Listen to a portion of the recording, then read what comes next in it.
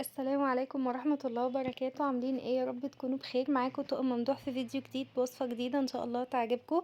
ما تنسوش قبل ما نبتدي اللايك والاشتراك في القناة عشان يوصلكوا كل جديد وعشان تشجعوني ان اعمل فيديوهات اكتر بوصفات اكتر. النهاردة الفيديو بتاعنا بسيط جدا وسهل جدا. هنعمل التومية زي بتاعة المطاعم بالظبط وبأقل الامكانيات. يلا نبتدي بنقول بسم الله.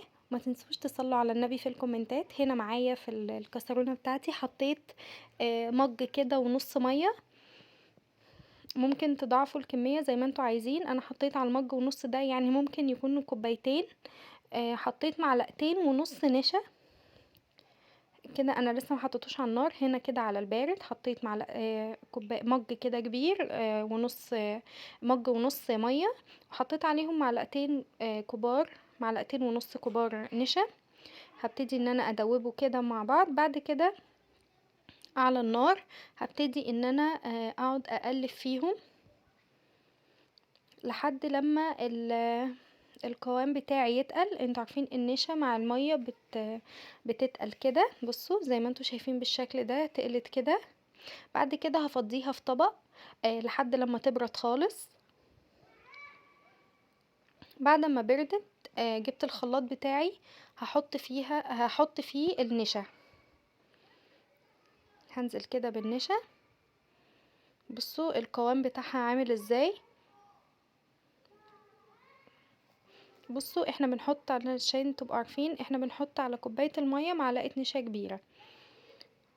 تمام. بصوا هنا كده خلاص كنت فضيت النشا بتاعتي كده في الخلاط. بعد كده معايا 5 فصوص توم مش كبار قوي ومش صغيرين. بعد كده حطيت حوالي معلقه كبيره خل ومعلقه كده صغيره ملح. بعد كده هنزل معايا 5 معالق كبار مايونيز.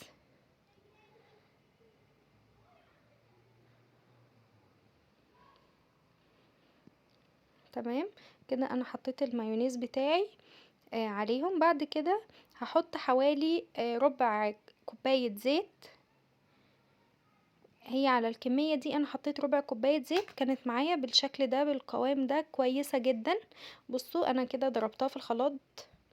بعد كده فضيتها. هي مش دي الكمية، هي عملت معايا حوالي طبقين كده صغيرين من دول قد الحجم ده. بصوا يا جماعة شكلها كريمي وحلوة ازاي وبجد طعمها تحفة وبسيطة جدا مش محتاجة اي اختراعات ولا اي حاجات كتير. بصوا هي قوامها كده حلو. بصوا انا بحط المعلقة الاسباتولا كده بحط كده الاسباتولا وبعمل بصباعي كده. بصوا لما تبقى معمولة كده زي الشكل ده كده يبقى قوامها مظبوط كده حلوة جدا. كده فيديو النهاردة خلص. انتظروني في فيديو